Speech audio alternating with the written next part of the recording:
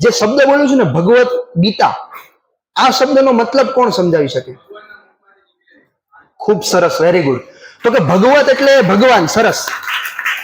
હવે સાંભળજો, ભગવત ગીતાનો મતલબ સમજાવું છું, શાંતિથી સાંભળજો. ભગવત ગીતાનો મતલબ થાય છે ભગવત એટલે ભગવાન. ભગવતનો મતલબ થાય છે ભગવાન, અને ગીતા એટલે ગીત, વાણી, ગીત. જ્યારે કોઈ પણ વ્યક્તિ ટેન્શનમાં હોય, અત્યારના સમયમાં લેટેસ્ટ વર્ઝનની વાત કરું છું, જ્યારે આપણે બધા ટેન્શનમાં હોય ત્યારે આપણે શું કરીએ? કાનમાં ઇયરફોન નાખો, બોલીવુડ, ટોલીવુડ, ફોલીવુડ જેટલા વૂડ આવતા હોય ને બધા વૂડ સાંભળવા મળી.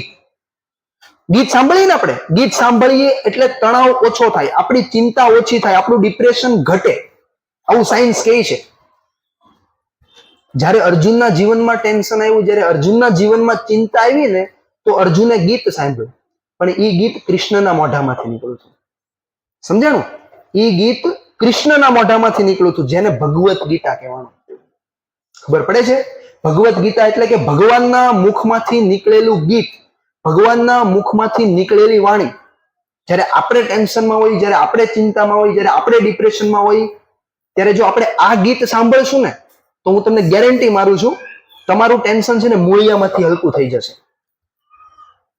બાકી આ ટોલીવુડ ને ફોલીવુડ ને બોલીવુડ ને જેટલા વૂડ આવતા હોય ને, એ વૂડ સાંભળવાથી કાંઈ નથી થતું.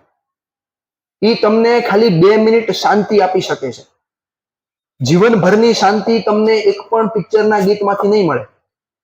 તમારે જો જીવનભરની શાંતિ જોતી હોય તો એક જ વસ્તુ છે અગત્યની, ભગવત ગીતા.